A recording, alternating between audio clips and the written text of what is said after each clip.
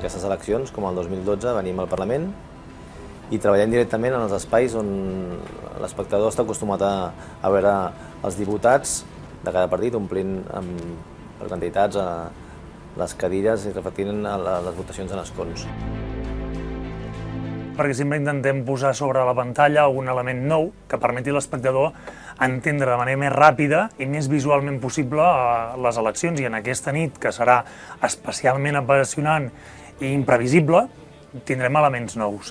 Amb les butaques, amb els escons, amb els 135 escons, que els pintarem del color del partit que estigui guanyant, però per primer cop també veurem alguns dels protagonistes, dels diputats que seran escollits aquella nit. I per tant, virtualment, però amb una imatge que ha estat gravada prèviament, la real d'ells, la veurem dins de l'hemicicle. Això ens permetrà veure alguns dels protagonistes que seran escollits aquella nit i de quina manera es visualitzarà una majoria o no, de quina manera hi haurà els líders polítics a dins de l'hemicicle, i això ens ho explicarà el Carles Prats des de dins.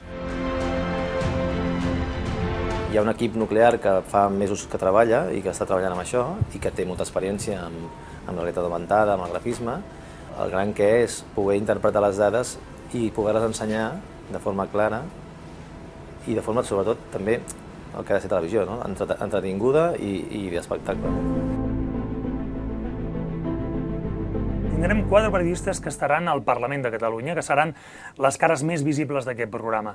Tindrem el Toni Cruanyes i la Lídia Heredia, que estaran al Saló Gris, de Passos Perduts. Tindrem també al Parlament el Carles Prats, que estarà dins de l'hemicicle. Hi haurà un escenari nou, que és el de l'escala d'honor del Parlament. Allà hi haurà l'Agnès Marquès, que tindrà un gran mapa de Catalunya per controlar tots els municipis, els gairebé 1 miler de municipis que hi ha a Catalunya, per saber exactament qui està guanyant a cada un dels municipis.